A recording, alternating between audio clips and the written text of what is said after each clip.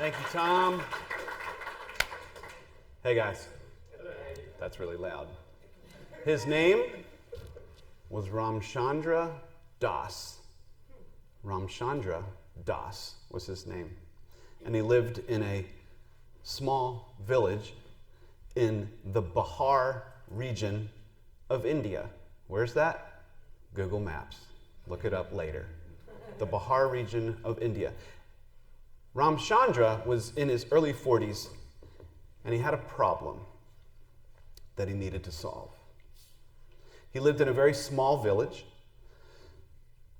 and unfortunately, there was no way to get to the city except for up and over a small mountain.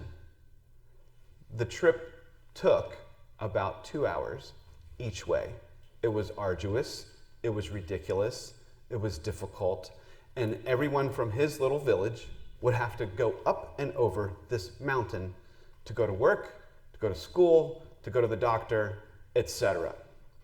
Ramachandra petitions the government. He says, can we please build a better path or like a road? Or can we do something? And they say, forget you, we're not doing it. Too expensive, too much time, too much energy. So Ramachandra, at this point in his life, buys a truck. And here's his problem. He's the only villager that owns his own car. And he's terrified that if he leaves it overnight in the city, that quote-unquote bandits will mess with it and or steal the whole thing. And so he starts to freak out. And he's like, I got this truck now. I'm so glad I have this truck so that I can work, but I've got to walk 2 hours each way with the rest of the villagers, and I don't know what to do. All he wanted to do was park his truck next to his house and create a way for his neighbors to get back and forth to the city. So Ramachandra proved what he wanted. And here's what he did. He took a hammer and a chisel out of his toolbox. And he walked up to the side of the mountain. And he said, what's up, mountain? And he put up the chisel and the hammer, started swinging. And little bits of rock started crumbling down to the ground. Hours he spent out there. Hours. The next day, 2-hour walk back from work. He gets home. He's, of course, exhausted. Just imagine your own job or being at school, and you have to walk 2 hours home and then attack a mountain. Are you kidding me? Now, here's where it gets good. The other people in the village, of course, could have joined him, but they didn't. They laughed. Good luck, Ramachandra. And they're back in their hut or whatever they live in. Well, let's take some guesses. He's in his early 40s when he starts. How long do you think he kept after it? Let's go ahead and guess. Who's got a guess? How long did he stay after it? Let's just guess. 40 years. You said 40. 40 years. 20 years. 5 years? Can you imagine attacking a mountain for even a week? Can you imagine even a week? Much less 3 weeks. Much less 6 months out there. It's raining, you're out there. It's beating down sun, 110 degrees. You're out there chiseling away by yourself. It must have been mind-numbingly boring. 14 years after he began, he broke through on the other side.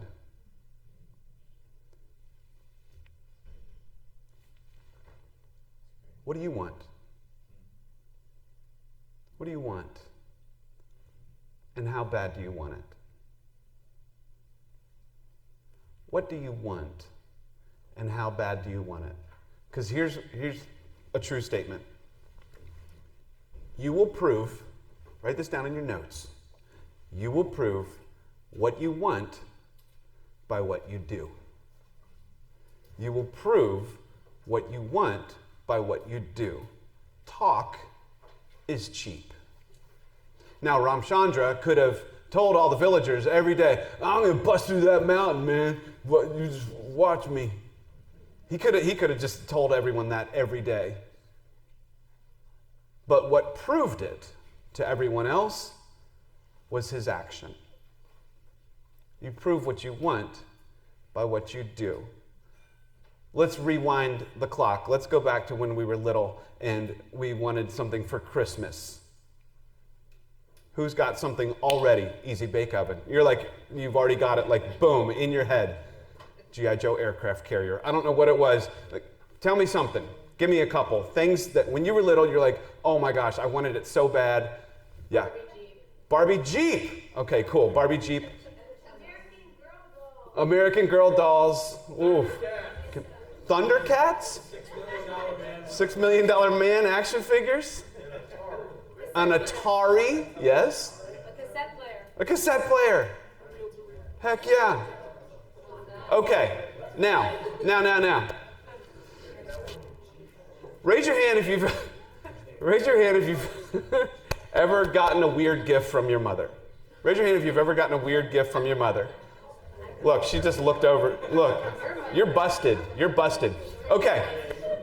So here's my reality as a teenager. I was like, I don't know, 13 maybe, and I guess my mom was blind or oblivious to the list on the fridge. And I'm like, Mom, it's here. It's not rocket science. Because Christmas morning, I open up a detective kit, not on my list, and a unicycle. And I said, Mom, you legitimately hate me. You hate me. You hate me. I'm like so obsessed. I'm living in San Diego, California, where everyone's beautiful and everyone's cool, and I'm like this weird hobbit, like trying to make friends. And Mom's like, here, honey, I got you detective kit and unicycle. And I'm like, do you know me? Have we met before? Mom. And I'm like, screw it. I put the the little freaking hat, and I'm like in the dining room, and I'm like, I'm using it. I'm like, I found the cat. The cat was here. I found footprints on the piano. And I'm like, I got a little brush and some dust, and I'm like, what is that? And I'm on my unicycle with a little hat, and I'm like, hey. Oh my gosh, my life. I'm like, Mom, seriously? My mom actually heard me say this in a keynote once, and I felt so bad. She goes, I thought it was kind of a fun gift. And I was like, oh, you're making me weep. Stop. What do you want now? Let's talk about, we talked about toys and stuff. Okay, what do you want now? And here's what we're talking about. Meaningful stuff. Meaningful stuff. And I'm going to have you raise your hands. Get ready. Raise your hand if you would like any family relationship to be better than it is today. If there's any family relationship you can picture right now, you wish it was better today. Okay, hands down. Hands down.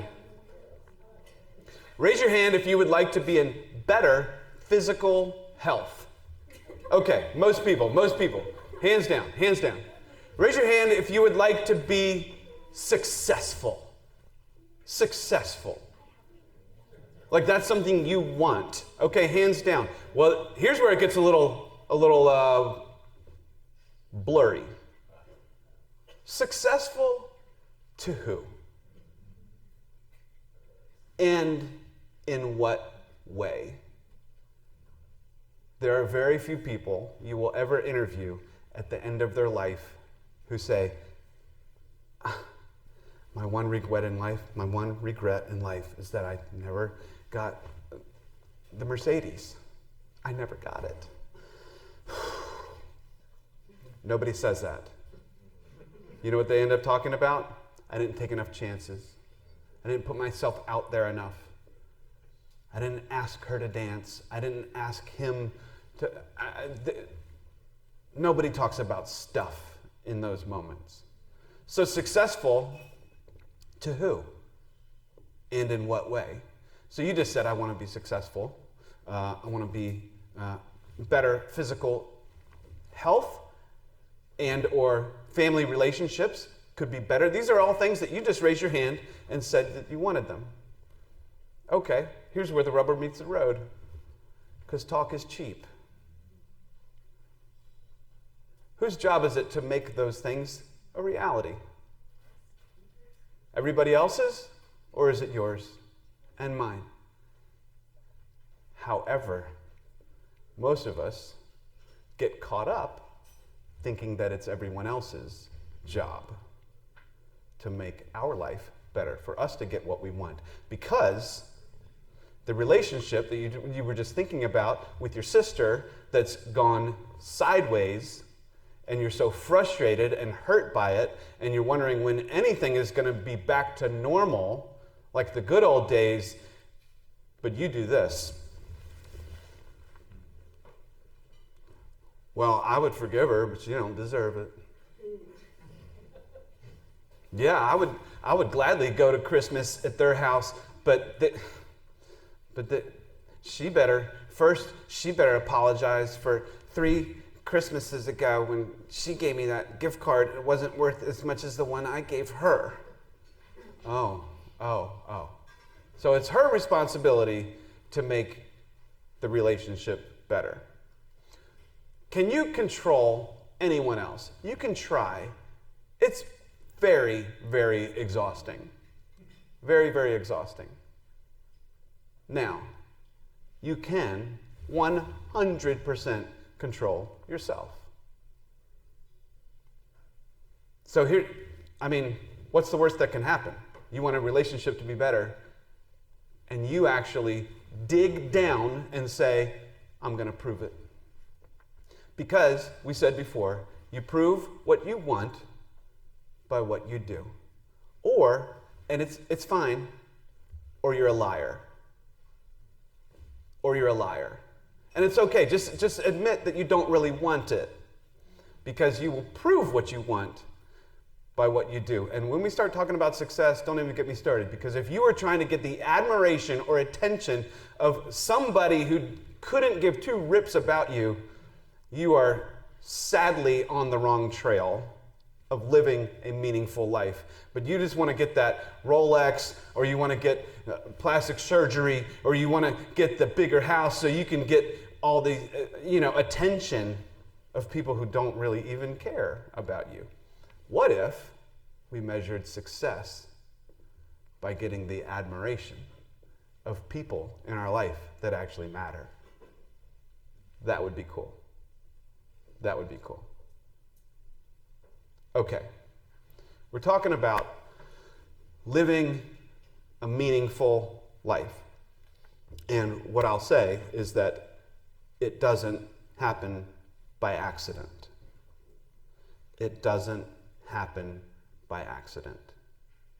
We're going to get, I'm going to reverse engineer this over the next 30, 40 minutes so that it's crystal clear. No one can walk out of here. You cannot. You will not be able to walk out of here and say, I don't really know what to do. Okay, no.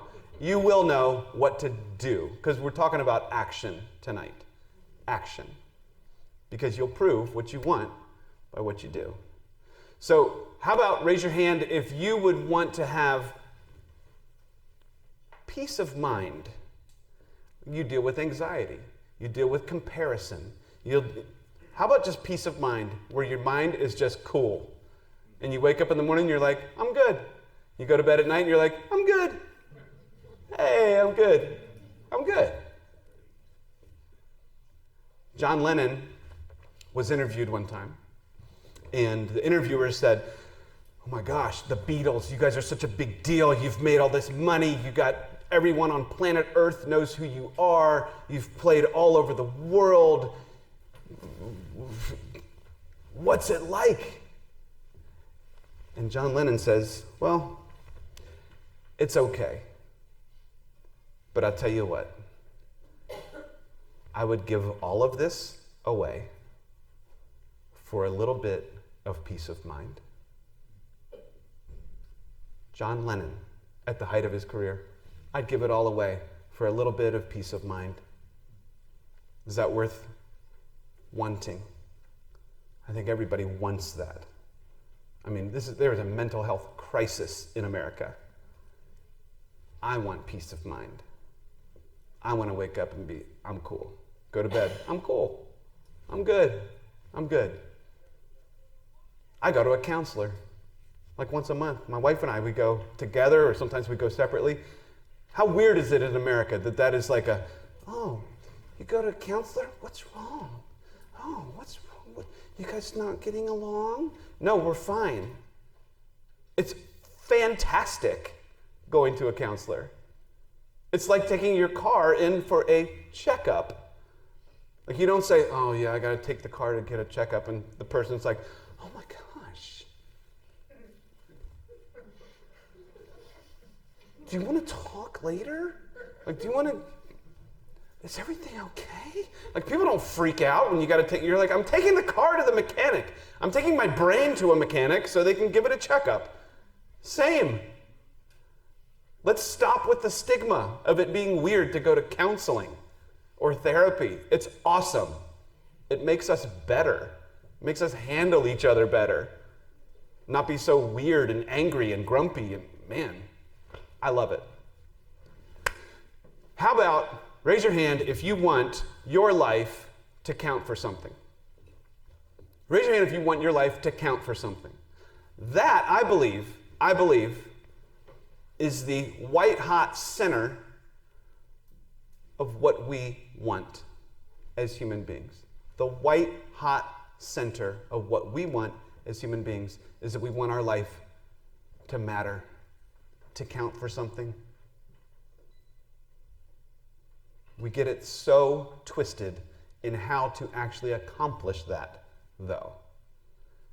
When I was a kid, I was a chameleon. I tried to impress everybody. I would dress like a different person every day. Like, I thought that this guy was really cool. He was on the basketball team, and I remember I came to school with like my shirt tucked in and like some dress shoes, and my skateboarder friends were like, "What are you doing?" And I'm like, "Oh no, he's cool. I want to be like him." There was another guy who had dreadlocks, and I'm like, "I want to have dreadlocks too." My hair doesn't work for dreadlocks, but I tried, and it was stupid. I looked like an idiot. I didn't wash my hair for 3 months. It was disgusting.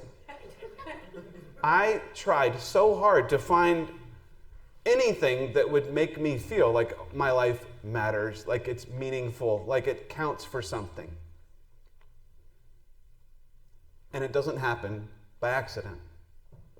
So we're going to break it down pretty easily, okay? Here it is. A hammer and a chisel. Voices and choices. Voices and choices. Got it? There you go. Just making sure we're understanding. How do you drill a hole through a mountain? How do you do something meaningful? How do you create a life that you're proud of? It was always unattainable to me. When I would become a chameleon, I would just try to win everyone's approval and attention. You can do anything and get attention. I can go on the roof right now and say, "Look at me!" And everyone will start live streaming it. They're like, "This will be bad. This isn't going to end well." I can get attention. So what we're not talking about when I say meaningful, I'm not saying infamy or something. Like, you can get attention. It's very easy to do the wrong thing. It's very easy to be an idiot. It's hard to do the right thing. It's even harder to do the right thing over and over and over habitually. Very difficult to always do the right thing, especially when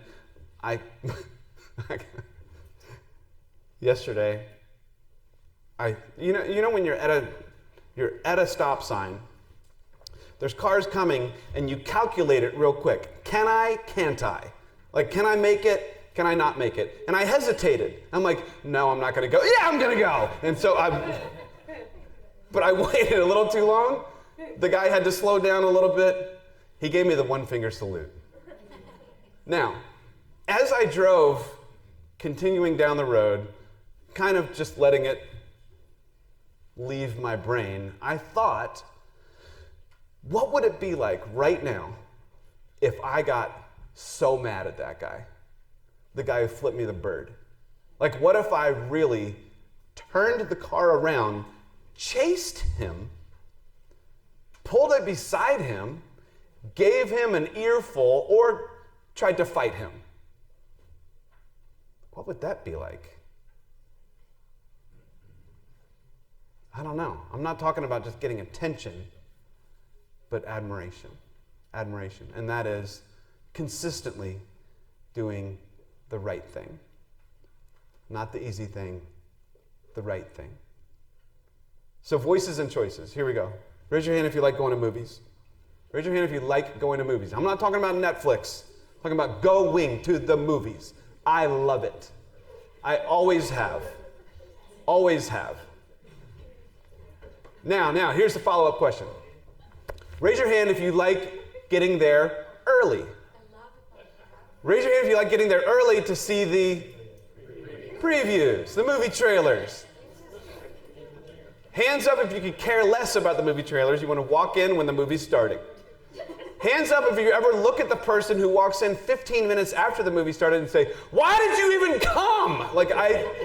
Gosh, I'm very judgy when it comes to that. Because I'm there like 30 minutes early. I've got the best spot. So here's the deal. You got your $64 bucket of popcorn. Barrel. You got your Diet Coke because you're watching your figure. But you got 3,000 calories of popcorn. It doesn't count, it's a vegetable. Okay, so you're hanging out. Here comes the movie trailers. What would it be like? What would it be like if you could see a movie trailer of a day in the life of you 10 years in the future? Raise your hand if you'd want to see that. About half. Raise your hand if you're like, don't show me that. Don't show me that. Okay, now raise your hand if you'd want to preview it before anyone else saw it. Okay. I hear you. You're like, some of you are going to be like, I have a kid! Some of you are like, my kid has a kid! All right, so I know, you're going to freak out. Here's what's cool. I can actually make that happen. For everyone in this room, I can make that happen. I can show you.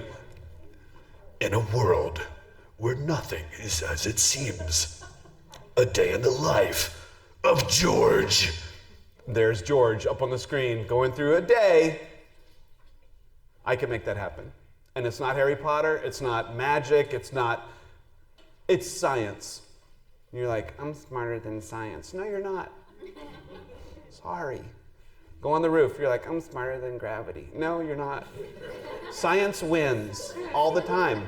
It just always wins. So science is the way that I can show you a day in the life of you 10 years in the future. None of you, me either, no one in this hotel, no one can outsmart this or push back on it. It's just reality. Here's the deal. I want you right now to think of the 5 people you spend the most time with. The 5 people you spend the most time with. Just start listing them in your brain. It could be, you can think of their faces, line them up. I don't know. The 5 people you spend the most time with. You ready? You got them? You got them?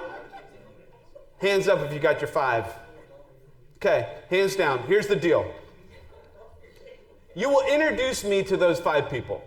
I will bring them into a little room and I will begin interviewing them. I will begin interviewing those 5 people. I will ask them about their habits. I will ask them about their income. I will ask them about their vacations they go on. I will ask them about their relationships. I will ask them if they're in school. I ask them about their grades. I will ask them if they serve their community. I will ask them about their spiritual life, their physical life, the whole 9 yards. I will just start grilling them. What are your ambitions? What are you doing Saturday morning? Tell me about some of your routines at home. I will send them out of the room. It'll only take about 10 minutes. I'll have everything I need. I'll bring you into the room and I'll tell you exactly who you will be in 10 years because you will be the average of those 5 people. Look at me, look at me. You can't outsmart it. You can't outsmart it. And I used to wonder why I was getting so, I started getting like rude, mean to my own mother. Not because she bought me weird stuff. But I remember that my mom used to come in every single night and she would lean down and we would exchange a kiss on the cheek. And she would lean down, say the same words, kiss, kiss. And I'd go, night, Mommy. So I would go to sleep. Now, here I am, fast forward, I'm like 14, 15. Mom comes in. She leans down. Good night, Michael. Kiss, kiss. And I go, And I rolled over. Faced the wall. Oh, yes. I know, I'm the worst. I roll over and face the wall. I face the wall. Mom says in a little bit more serious voice, she says, I said kiss, kiss. And I go,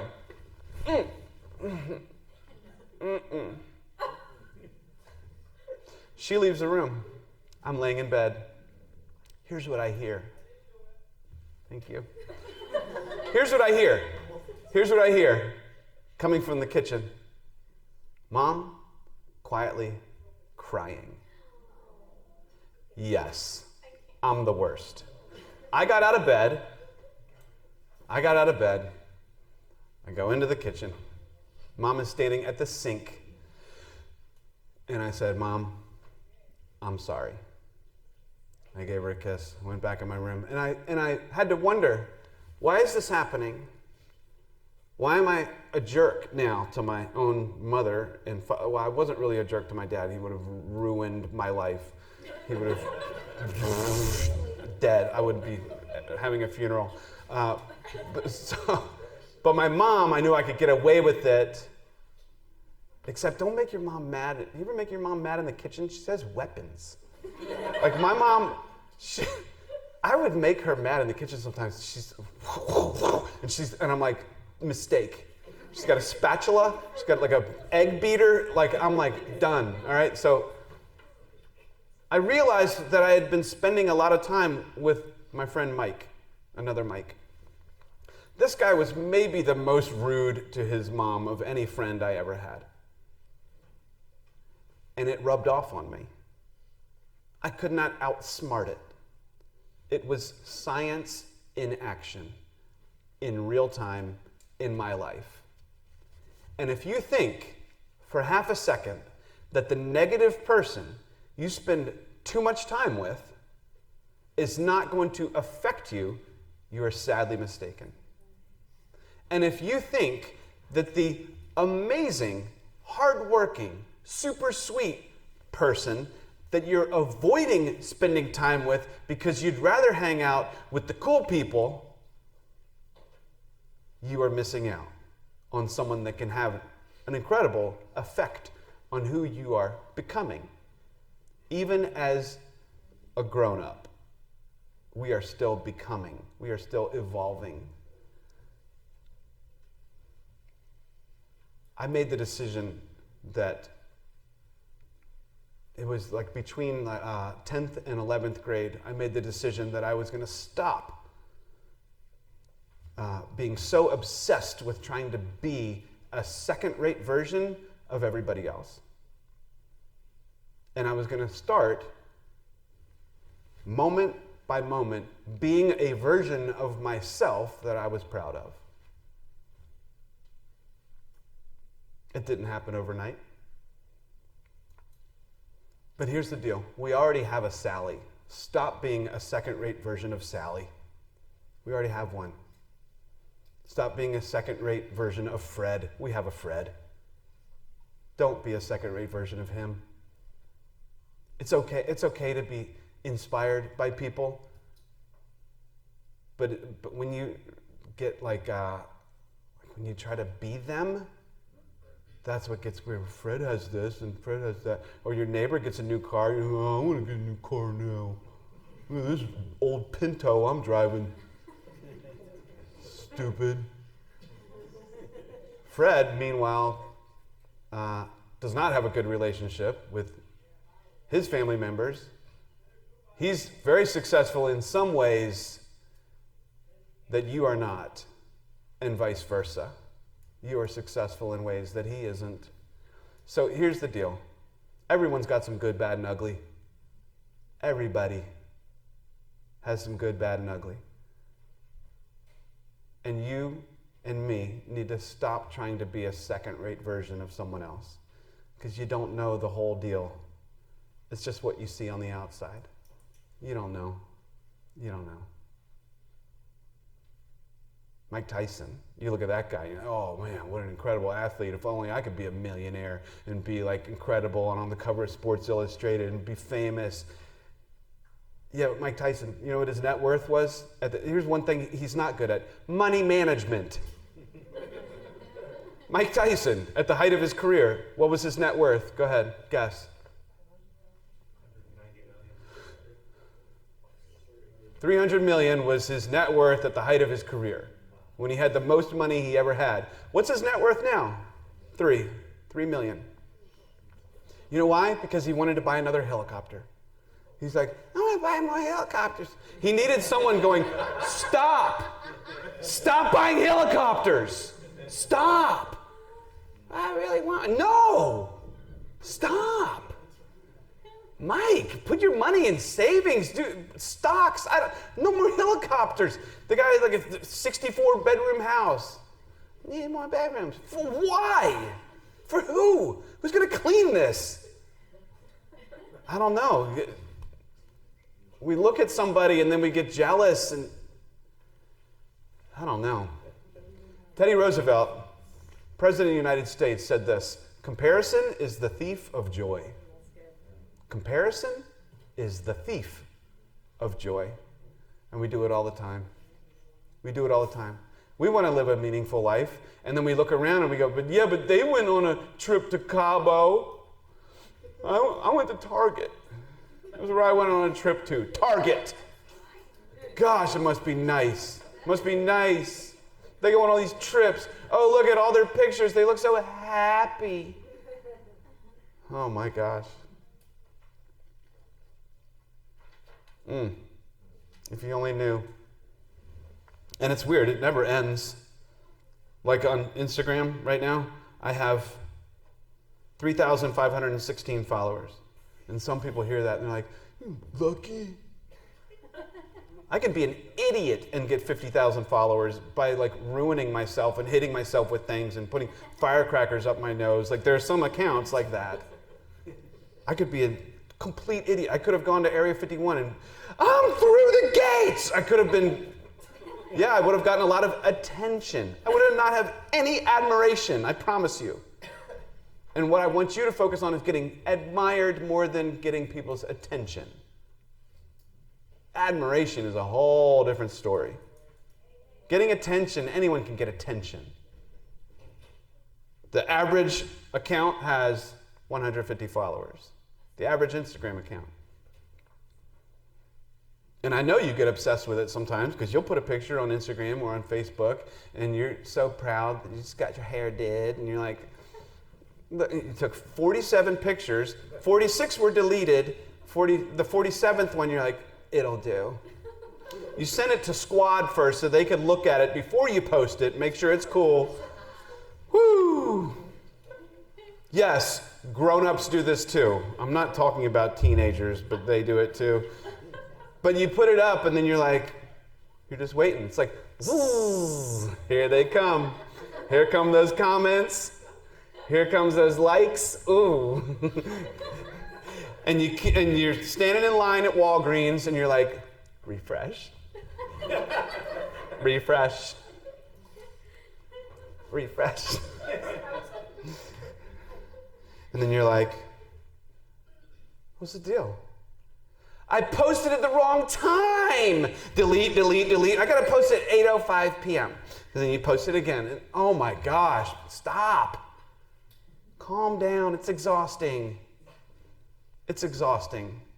And really, who cares? The people that are just scrolling and just liking everything. The way you do.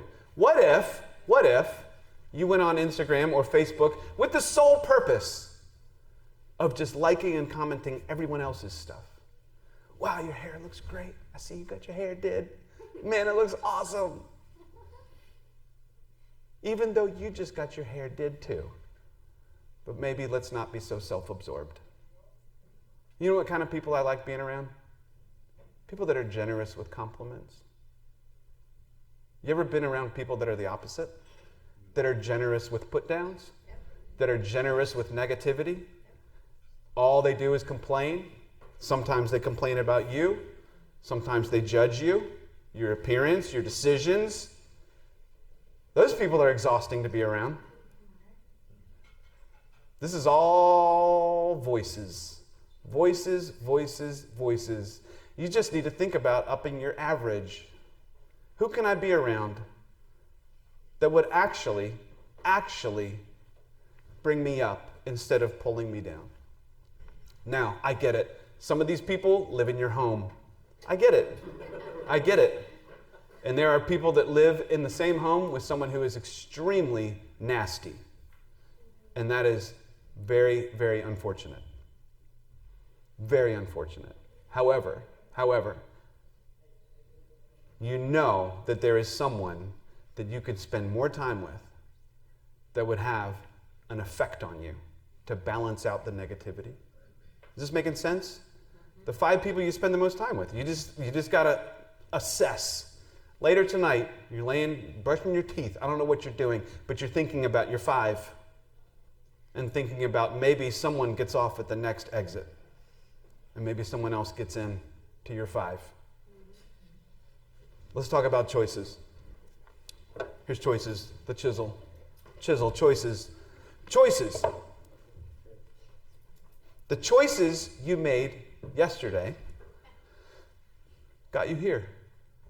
Exactly the way your life is a result of your choices. Exactly. Now, some of you are going to say, well, a lot of my life is because of someone else's choices. Okay, all right, listen. You still chose how to respond to it, to their choice. Your dad left when you were little. You chose how to respond. You chose to let it linger and fester. You chose.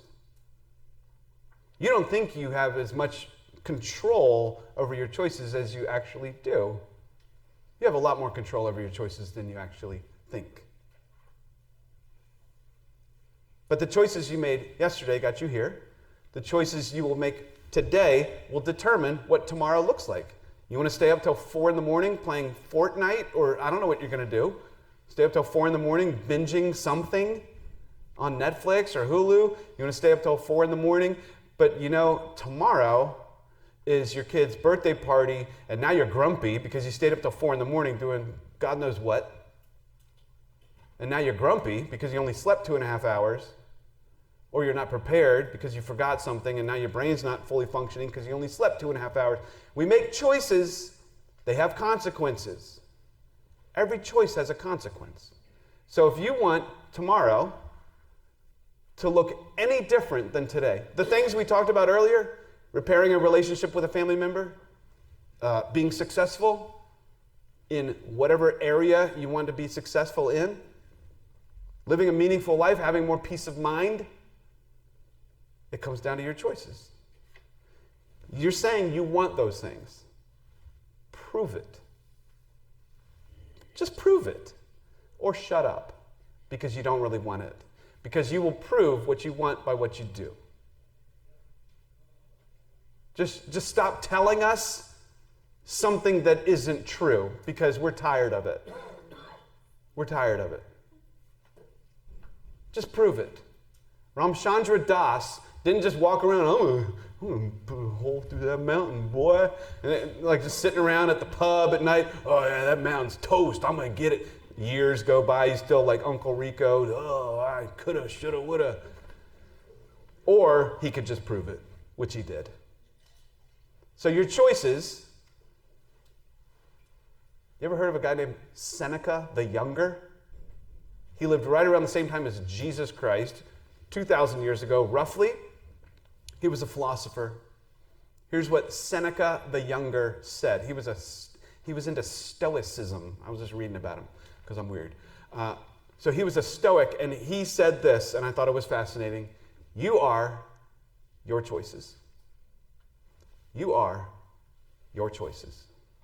So if anything that you talked about earlier, if you want any of those things to look any different tomorrow than they do today, it will be determined, whether it happens or not, by the choices you make today. The choices you make today determine what tomorrow even looks like. You get a great night's sleep tonight, tomorrow's awesome. You get a horrible night's sleep tonight, you get drunk tonight, I don't know what you do tonight, tomorrow's horrible. You want your relationship with your mother to be better, and tonight you call her, and all you do is just thank her for things. You don't ask for anything. You don't complain about anything. And you just call, and you're just super supportive. Guess what? Tomorrow your relationship with your mom is better or worse? Better. You said you wanted that relationship better. And today, you proved it. You proved it. You didn't wait for someone else. It's not their job to make your life meaningful. It's yours. Voices and choices. Let's think of a funny one. Let's say I told you I wanted to have a six-pack.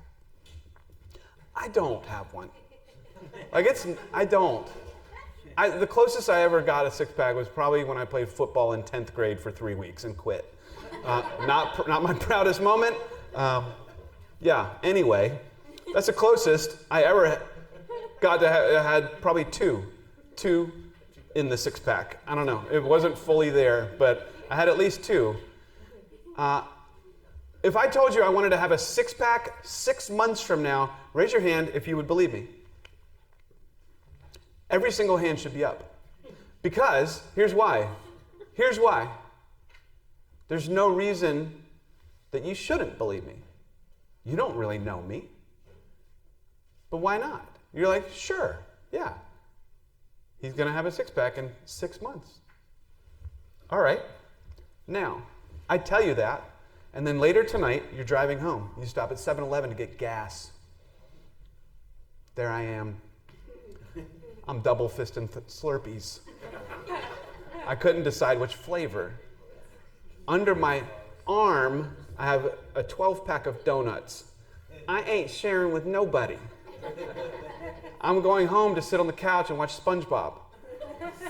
Now, you're like, maybe it's his off day. Maybe he's starting tomorrow. But then 3 weeks from now, you run into me at the grocery store and you're like, yo, how's it coming? And I'm like, oh yeah, I'm gonna get after it. It's just I've been busy, don't got time to do crunches. I've been doing a lot of Captain Crunches, but not those crunches. So yeah, catch me like in a couple weeks. Oh man, I'm on it. I'm gonna have that six-pack. So a couple weeks go by and you're like, okay, I believe him less. but I'll still give them the benefit of the doubt. And then one day, I'm just on the couch, and I just get up, and I'm like, I go over to the mirror, and I go, whoa! And there it is. I have a six-pack, and I did nothing different. How idiotic is that thinking? Of course I don't, because I didn't do anything different. My choices were the same as they used to be. And I'm expecting that my life is going to feel more meaningful. I'm going to be more successful. What? But none of my choices were different? You prove what you want by what you do. And if you're lazy, just own it. Just say, like, what? I'm proving it. This is what I want. If you want to have a day off, I want to have a day off. If you want your relationships to be better, prove it. Prove it, prove it, prove it, prove it. But we're tired of you talking and not proving. We're tired of it. You ever have a friend that just complains and complains and complains and complains, and you're like, oh my gosh, please just do something different. Do something different. No, but they think it's everyone else's responsibility. Everyone else's responsibility to make their life feel more meaningful. Now, we're going to wrap up pretty soon, but here's what I want to say. You ever heard the definition of insanity before? Yeah. Doing the same thing over and over and over, expecting a different result? There's a lot of people on planet Earth like that. And when we talk about voices and the 5 people that you're surrounding yourself with, it is very easy to fall into that. That mindset of, well, it's their fault, and it's their fault, and it's their fault, and it's their fault, and it's their fault. It's very easy to fall into that. So that's why you got to think about your 5. The definition of insanity, doing the same thing over and over and over, expecting a different result. I run straight into that wall, and I'm like, I didn't make it. And then you're like, you're hurt. And I'm like, I know. And then I back up and I do it again, and you're like, now you're crazy. And I go, maybe, probably. And then I back up and I do it again. And you're like, I'm leaving. I'm worried. You are weird and hurt. Definition of insanity. You think that by screaming your head off at your kid is going to make them change. Well, maybe this time. Or you think by saying the demeaning things to that person, oh, that's going to change them. You just keep doing the same thing and expecting a different result. And it's insane. It's insane. Or you surround yourself with the same 5 people and you expect that you're going to feel great and you're going to be successful. There was a guy I heard of. He was also a speaker, public speaker. And he said to his brother, I'm going to be a millionaire. And his brother said, no, you're not. He goes, yes, I am. Like he was put out. His brother didn't believe in him. He says, yeah, I'm going to be a millionaire. And he goes, no, you're not. He goes, why do you keep saying that? I'm going to be a millionaire. Why are you squashing my dreams? And he goes, listen, you're not going to be a millionaire because you don't hang out with any millionaires. You're not going to be a millionaire because you don't hang out with any millionaires. You don't even know how they live, what they do, how they sleep, breathe, eat, whatever. What are their habits? Where do they go? What do they do when they're there? You don't hang out with any millionaires. Same thing with you. I want to have great relationships. You don't hang out with any people that have great relationships. I want to be more positive. You don't hang out with people that are positive. I want to serve my community. You don't hang out with people that serve their community. You hang out with people that sleep till noon on a Saturday. They could have gotten up at 9 and gone and served their community somehow, some way. I don't know.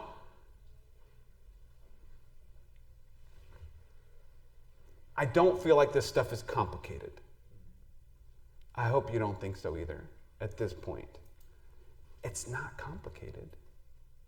You want to live a life that you're proud of, that's meaningful? And I kind of want to circle us now to what is the most meaningful thing we can do with our life? Because there are two things that people are going to think about you when you leave your school, your company, when you leave the holiday party at your aunt's house with all the family members. There's two things that people are going to think about you. Either when you leave, people will say, thank God they're gone. Or, I miss them already. You know why?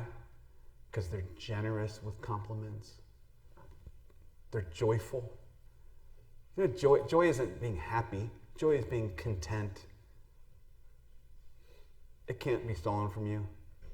Happiness can. If your goal, like, you ever heard a parent say, like, oh, what's your goal for your kids? I just want them to be happy. And I go, what? That's your goal for your children, for them to be happy? Because as soon as they're in line at the DMV, that's gone. They are not happy anymore. I promise. Happiness can be taken. Joy cannot. Meaningfulness can't be taken. Happiness can. Happy? You want your kid to be happy? How about I want my kid to be content? I want my kid to live a life that's meaningful and for them to feel that. Wow, that's actually much more compelling for me to hear.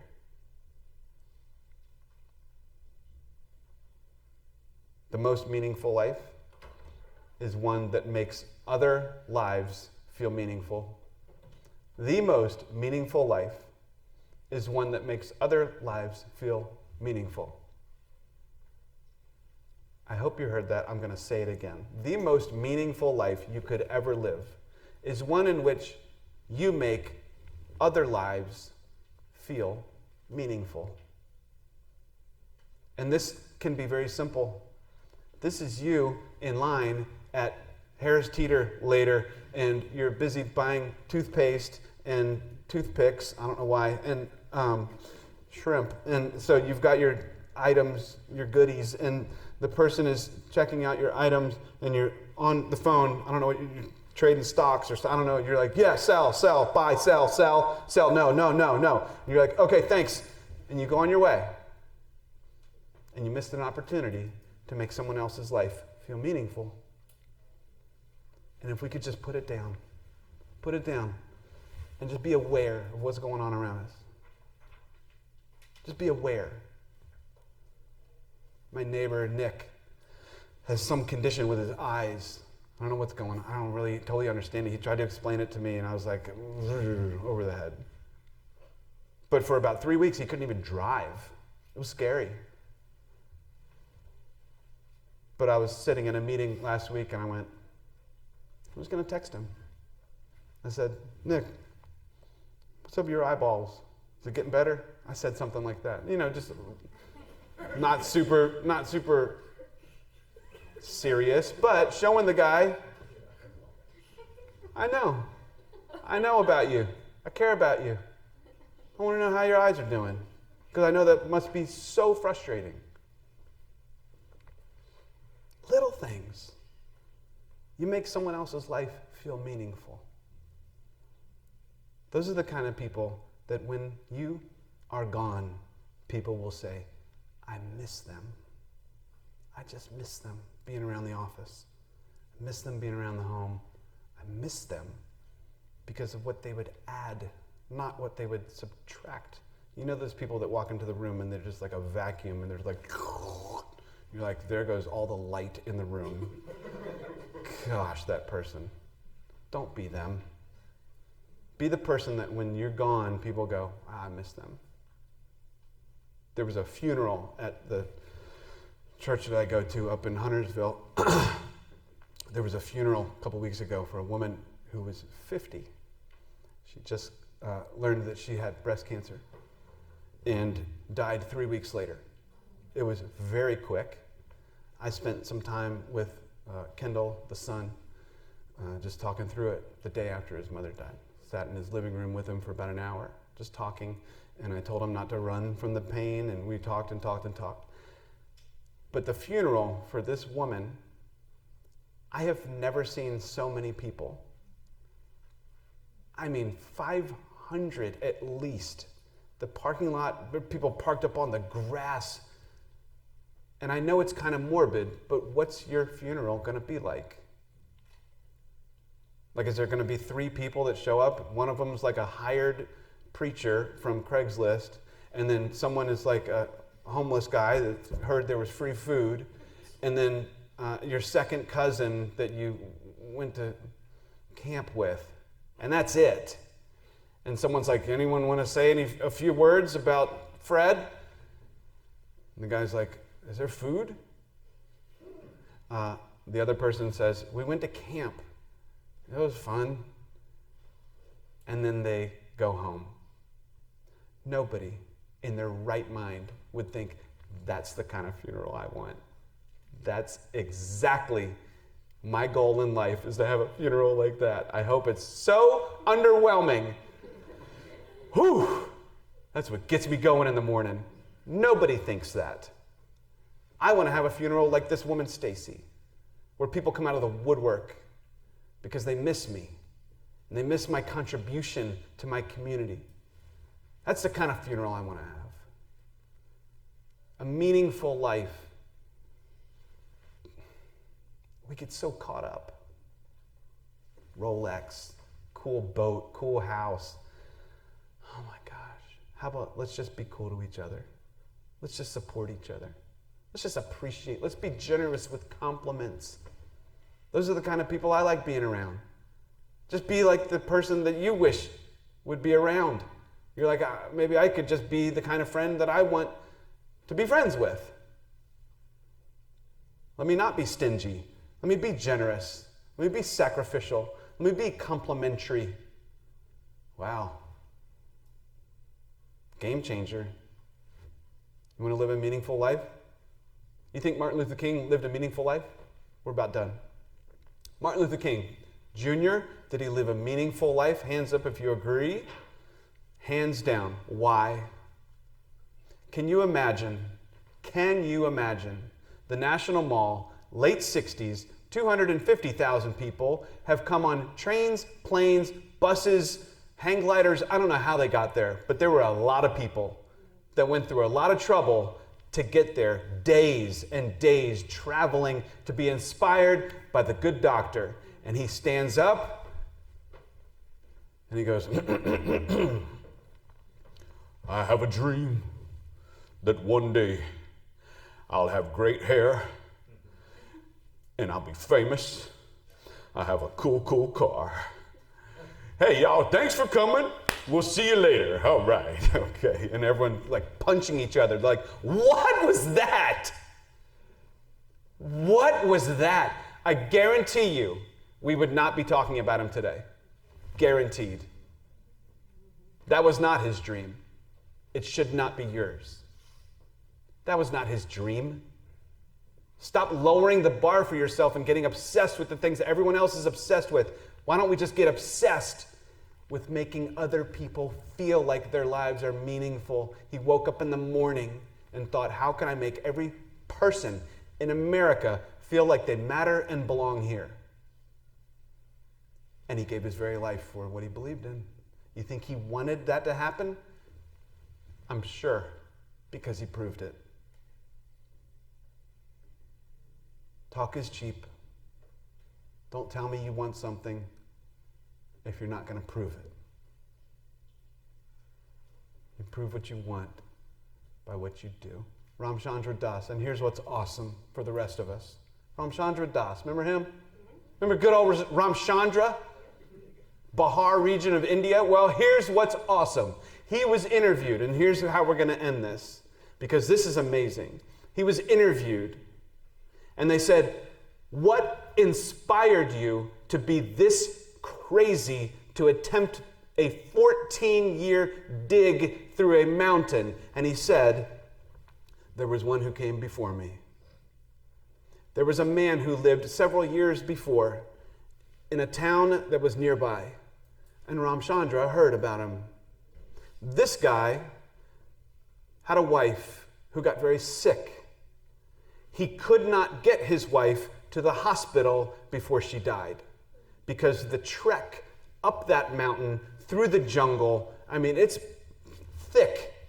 He could not get there in time, and he made it his life's mission that it would not happen to someone else. 22 years this guy spent, and it was 12 times longer. It wasn't all a tunnel, it was just a path from his village to the hospital. We need you to inspire us, because a meaningful life is contagious. It's contagious. And you're living a meaningful life. I want to live a meaningful life. Not because I want to be a second-rate version of you, but because you make me want to be a first-rate version of me. Guys, I really appreciate being here. It's been a total pleasure, and I cannot wait to talk to Tom 6 months from now and just hear some of the stories, and not just fairway mortgage improvements, but just morale around the office improving, people being so supportive of each other, being generous with compliments, being generous with thank yous, even the stuff that you think isn't a big deal. Be generous with that kind of stuff so that when you walk out of the room, people go, I like that guy. I like that girl. This place is better because they're here. Thanks, guys.